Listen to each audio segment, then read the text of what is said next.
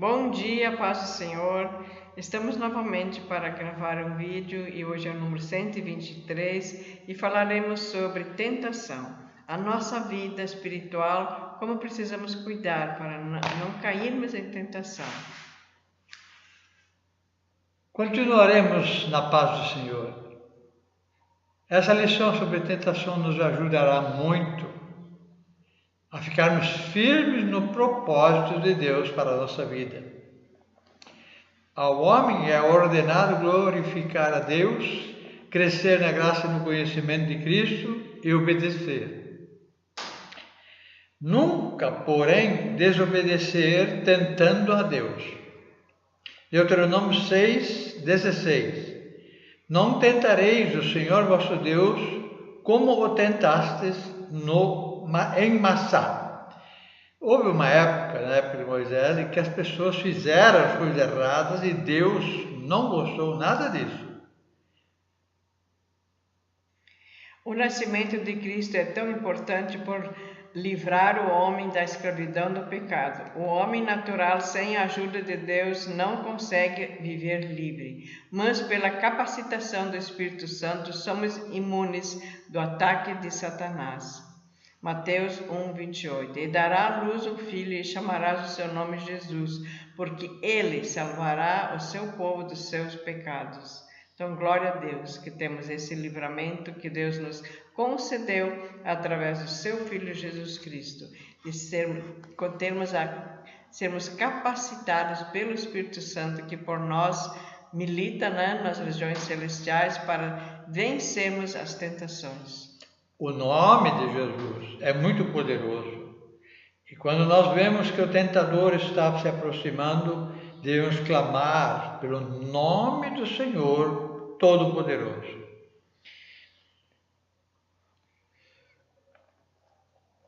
Jesus orou: não nos deixes cair em tentação, que está no Pai Nosso. Mateus 6:13. E não nos induzas à tentação, mas livra-nos do mal, porque teu é o reino, o poder, a glória para sempre. Amém.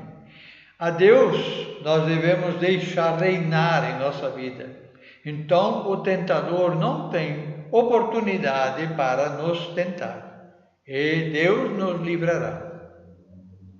É necessário que aqueles que desejam intimidade com Deus vigiem, se possível, noites inteiras e orem sem cessar. Aquele que se achegar a Deus, ele se achegará a nós. Mateus 26:40 e 41. Vigiai e orai para que não entreis em tentação. Na verdade, o espírito está pronto, mas a carne é fraca. Então temos aqui o escape. Precisamos nós, da nossa parte, nos santificar na presença do Senhor, buscando a Ele em oração e, se necessário, até em jejuns, para que nós consigamos vencer o mal com o bem.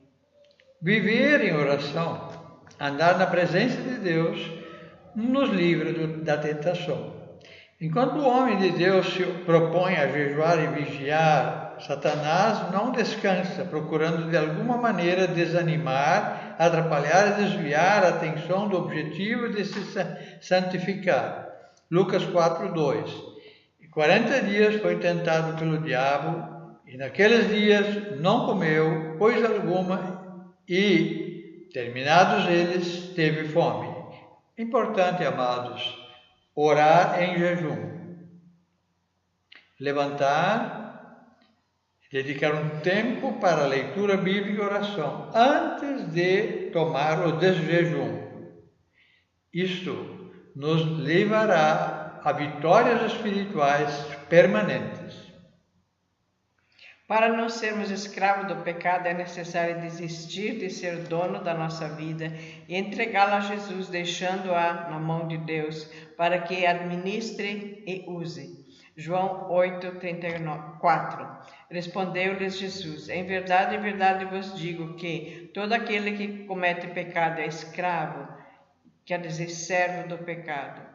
Nós que servimos a Deus falamos, nós somos servos do Senhor Jesus, porque servimos ao Senhor Jesus, né?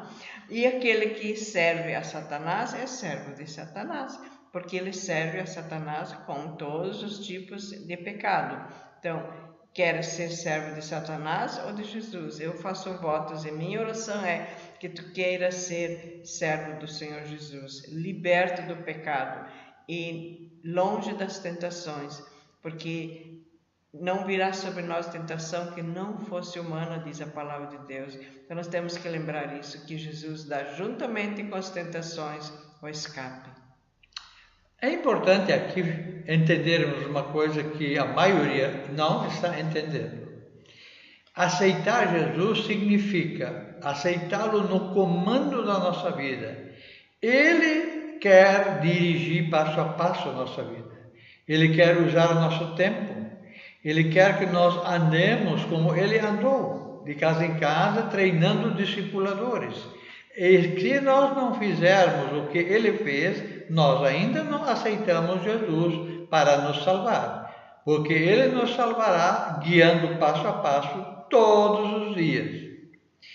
Para não sermos escravos do pecado, é necessário desistir de ser dono da nossa vida e entregá-la a Jesus, deixando-a na mão de Deus para que administre e use. João 8:34. Nós precisamos entender que ser escravo do pecado é um perigo muito grande. E só é escravo do pecado aquele que ainda não renunciou ao domínio de Satanás e entregou esse domínio a Jesus para guiar, para administrar, para salvar realmente de uma maneira definitiva a nossa vida. Ao estudarmos a Bíblia, meditando regularmente e conferindo os textos anteriores e posteriores, o que se chama de contexto, para entendermos a verdade.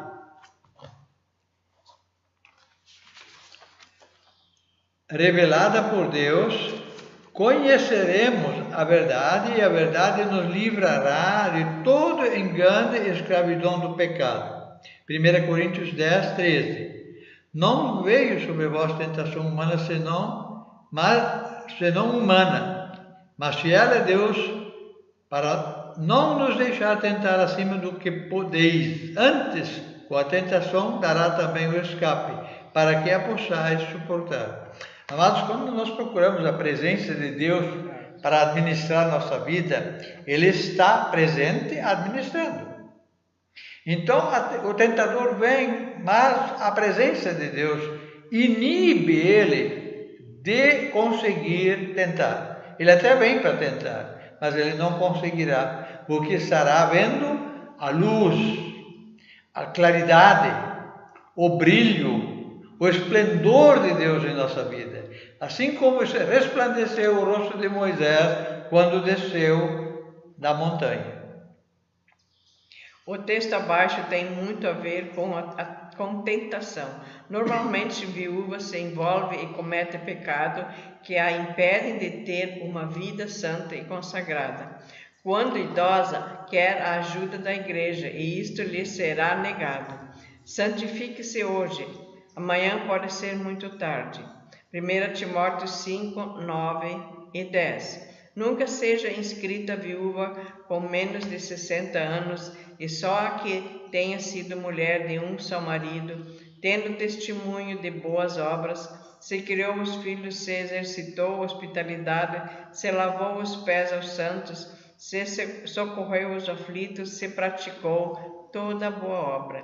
Então aqui nós desde pequenos já precisamos começar a nos cuidar e ensinar aos nossos pequenos o que significa isso, de sermos puras para Deus. Então, todas nós precisamos isso, de lembrar de que precisamos ensinar nossas filhas a ter vida santa e nós mesmas termos vida santa, para que não percamos as bênçãos. Aqui está bem claro que a maldição vem sobre nós porque nós mesmos chamamos a maldição.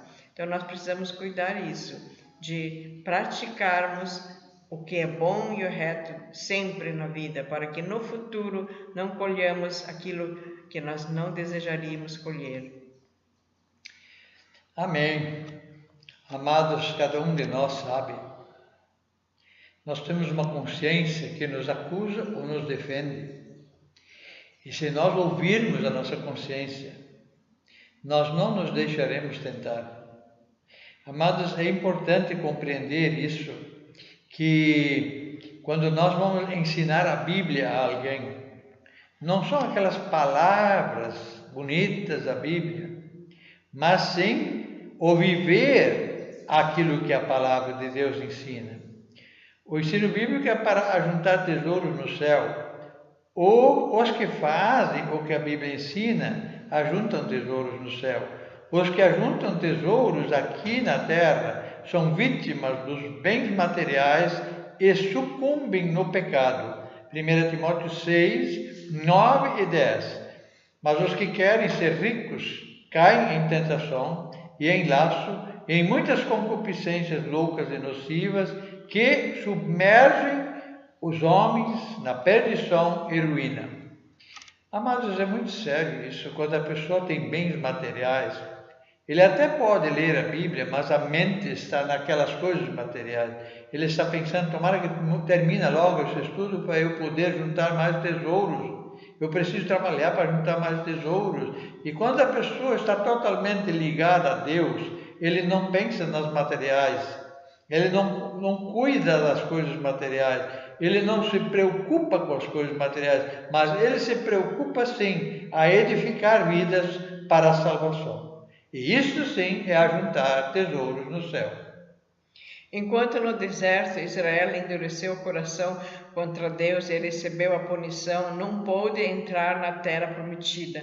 O amoroso Pai nos adverte: não façais o mesmo. Hebreus 4,15. Enquanto se diz: hoje, se ouvirdes a sua voz, não endureçais os vossos corações como na provocação. Então precisamos lembrar disso. O povo endureceu seu coração contra Deus e recebeu o justo castigo.